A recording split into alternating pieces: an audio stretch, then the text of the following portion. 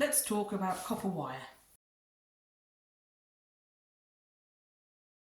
This is the wire I use the most in my sculpting, crafting, jewellery, although I do use iron wire as well. But so for copper wire, I wanted to show you electrical wire and why I use it as opposed to the wire that you can buy in shops. So the main reason is cost. This can be quite expensive. If I run out, I have to order online.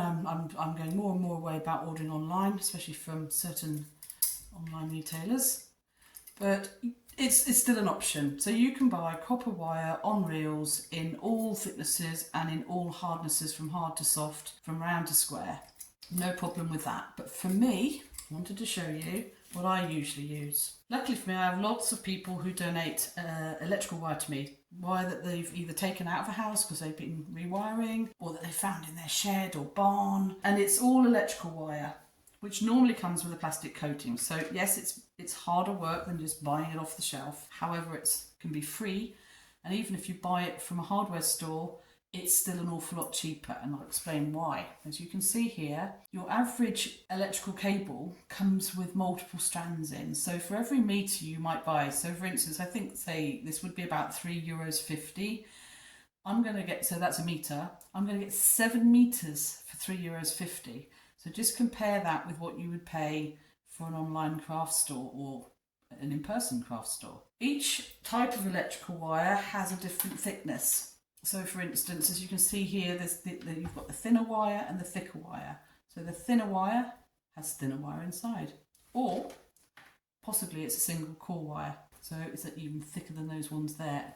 This wire, you get 1 strand of copper for 1 metre. So just check the ends. So when you're in the store, if you're buying it, check the ends, and if you can see whether it's a single strand or multiple strand, you'll be able to know which ones to buy. If you're lucky, like I am, you will have friends, colleagues, neighbours who have got all sorts of wire lurking around, including things like extension cables, plug banks, old things like that they've thrown away. Ask them to donate to you rather than put them in the landfill. I want to show you how to strip the plastic off the wire. So the very simplest form is to literally take a sharp knife, make sure you've got something to cut on, and I normally do very, very long lengths, but I'm just going to quickly show you a short length. So you just hold the end of the wire and always take your knife away from you. But what you try to do, if you can, is keep the knife still and pull the wire through.